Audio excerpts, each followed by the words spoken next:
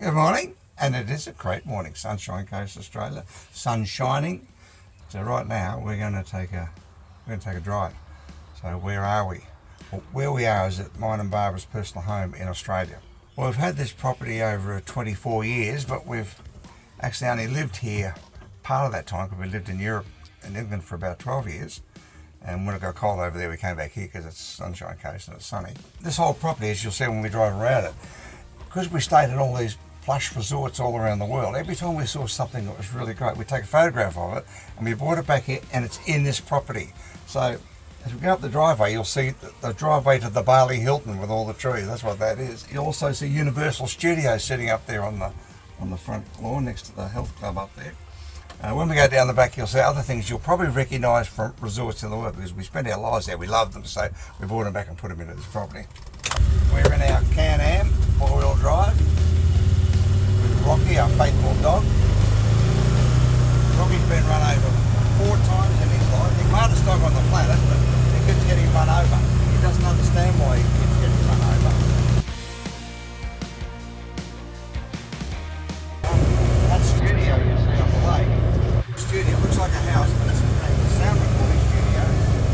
And that studio, Danny runs it. He's the guy who did Mad Max and Movies Australia, and we did Brianna's title track to Towards the Sun in that studio, which went on the O movie for DreamWorks. They got us to do that one. Yeah, this is a double studio down the bottom. We've got a studio that we've had for 14 years now. We've had 140 albums we've made in there, rock and roll and country bands, and we've had 11 #1 hits come out of that. And above it is a television studio, which we built during COVID because we figured during COVID being stuck here that video and going into green screen making movies are going to be the future. So we've got a 12-metre round green screen up there so we can pitch ourselves into any country in the world without actually having to fly there. On this flat site you see in front of you, well, that was a helipad. Yeah, we've got a helipad here as well, which we put that in there because we've got important clients and rock and roll bands which come in and want to use the helipad. You can see the helipad sitting up here. That's it, just there in front of the studio. That's where we live, up in the property up the top. The helipad, the idea was that famous rock and roll artists, which we get quite a few, would want to fly in, but it turns out that didn't happen. Because when they come to the Sunshine Coast, they want to live on the beach, so they go and stay on the beach in the hotels. But what they do use a helipad for, which is interesting, they'll hire a helicopter, they'll bring it in, and they'll go up and down, only about 50 feet, about 20, 30 metres, up and down, up and down, up and down. They film it going up and down, getting in and out, and they cut it up and make that a head and a tail on their video. So if you're watching MTV or a rock and roll movie, and they come in a helicopter, and they leave in a helicopter, there's a good chance that this is where they did it, right here. This whole property is 45 acres, so it's a lot larger if we cut it down because it's getting a bit unwieldy to manage. And it's interesting sitting here talking about this, which I haven't done before, because my background, I come from Housing Commission in Victoria, in a small country town, and I could never imagine being in a place like this that was a resort, the best of everything in the world, because living where I did in southwestern Victoria, in this little country town, we never had any money. Like sometimes we didn't have any money to buy food. That's what Housing Commission is. But I always knew they were going to be successful. I couldn't have imagined the scale that it went to, but it expanded as it went. Do you see many koalas? Well, this is a registered koala zone and a registered wildlife zone, so we've got them here. Seeing koala bears is difficult because they're slow and they sit in the trees and they're well camouflaged, but they only go up certain trees and certain eucalyptus trees, gum trees, which we've got quite a few of them here. They're the gum trees that go red when it rains. So I'll go down that. Planted this orchard, and in its heyday when we weren't travelling as much as we did, we ate 70% of our food out of here. Be quiet! Yes. Oh, you want some food? He wants some food, yeah. Be quiet, Rocky. Be quiet. Smart dog, you know. Been run over 4 times. He can't work out why his ribs get broken, his legs are broken, his head's all smashed. All right. So we're going to see if we can hunt up a few kangaroos.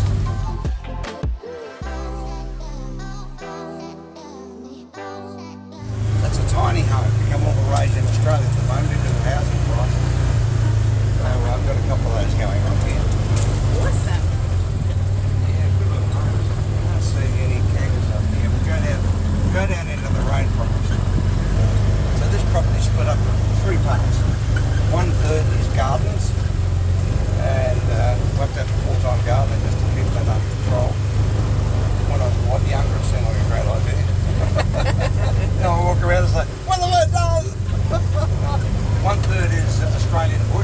couple of animals.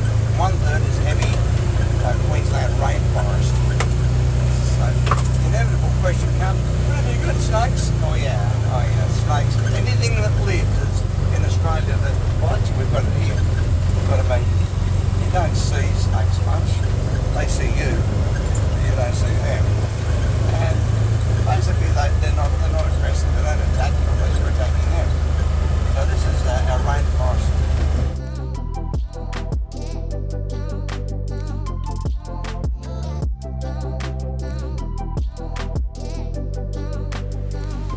So now we're entering the rainforest, so I put it in low range 4-wheel drive just so we can get around okay.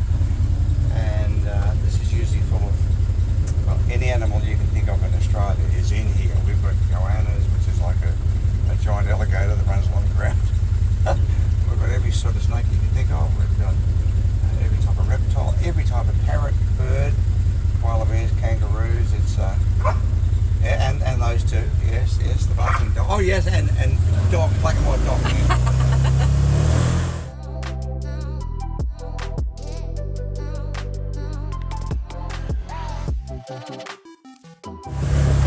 Oh wow, what is that? It's like a little oasis. Yeah, this is another couple of lakes we've got here, a small jetty on it. These lakes are stocked with fish. The kids and grandkids come down to catch and release, catch and go back out. The interesting thing about this property is, I swear you're in the jungle here, but actually we're in the centre of town. There's Tim. There's a giant water monitor just right across where he goes. Oh, there he goes. Good boy. Now that's an interesting animal. That one is a relic of 80 million years ago. It hasn't changed in that period. And what? Is he still sitting there? Yep. There was 2 of them. There's a big one. That's the baby one. Because that, in fact, is a dinosaur. Except it's only like up to a metre long usually, and they live in the water. So in the lake over here, you'll see them when we come down. They'll run and they'll dive in the lake, and they can sit underwater for 20 to 30 minutes and hold their breath. Pretty smart animal. Frog's got some turtles. But the thing about down here that's really great, it's dead quiet. This is the rainforest. Yet in a straight line we're only 840 yards or metres. It's about 750 metres in a straight line from Woolworths. Yeah, we appear to be technically in the bush. Most locals in this part of southeast Queensland, they know Barb and I. We're pretty well known locally, and they know we've got some sort of resort around here, but nobody knows where it is or how to get here because there are no pavements, no footwalks to get here. You've got to know how to get it, and we've got 3.5 kilometres of fence line around it as well, and 32 cameras. So it sounds a bit paranoid, doesn't it, really? Ah, yes.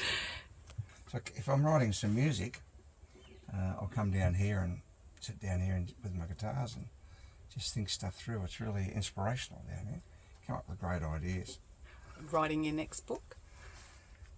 Well, no, I haven't done any books down here. I normally do books on the run. I haven't done any since COVID. Whether I'll do another one, it's hard to know. But never really liked writing books much. I always found it difficult. I always found it a struggle to write it. And I would do whatever's necessary to put it off. And so that my books took a long time. And when Barb and I got married, they went quicker because she's like a machine and she would drive me to write these things and finish them. So whereas it might have been taking me 3 to 4 years to get a book done, with Barb it was taking 18 months to 2 years to get it finished. So we wrote Why Men Don't Listen in space of 2 years, and that was a big, big book. And it's non-fiction, so it had to be fact-checked and verified, which you don't do with fiction. Fiction just comes out of your head and you go, blah, and there it is. But the books we write on self-development and psychology, you've got to make sure that they're right. Otherwise, someone's going to write in and say, oh, you got that fact wrong, or you didn't do this right. And even with the humorous stuff that we put in our books, because humour is a big part of our books have 3 elements. One is facts about what actually happens. One is about people and relationships, what happens between people, and Barb does most of that because she's really great at that. The third part is humour. We make it really entertaining for people to read. Wherever there's something funny in one of our books, we'll normally put a little double indented box and put it in capitals so people know that's either an interesting fact that's been discussed or it's humour. And we put one in Why Men Don't Listen. And it said that what we'd done, we did an experiment that proved conclusively that Australian beer is full of female hormones. The way we did it, we took 12 young men aged 30 on average. We got them to drink 10 large glasses of beer over a 6-hour period.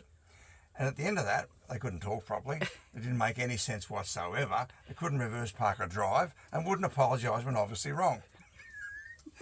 Anyway, we put this in as humour, right? It's a joke. And we got at least 6 German universities and scientists wrote a letter and said they would like to see the research papers that we did, proving that Australian beer had female hormones. We wrote back at the start and said, look, that's humour, it's a joke. And 2 of them wrote back and said, yeah, well, we still like to see the research papers. Oh, it's a bit German, I think. Where are we now? Are we at the back of the... Yeah, now we're over the back of the property. Okay. We've got 1 million litres of fresh water that we keep for feeding gardens and things around here. It's pretty dry at the moment because we haven't had any rain for a while. And they're talking about El Nino again this year. So it's predicted to be a dry summer, so we've got 1 million litres of extra water there, which is good. Yeah. But, you know, the old saying, you wouldn't be dead for quids. No. And people say, where's your favourite place in the whole world? Because we go everywhere. We go to every possible place that you can think of. And favourite place in the whole world is right here. This is terrific here.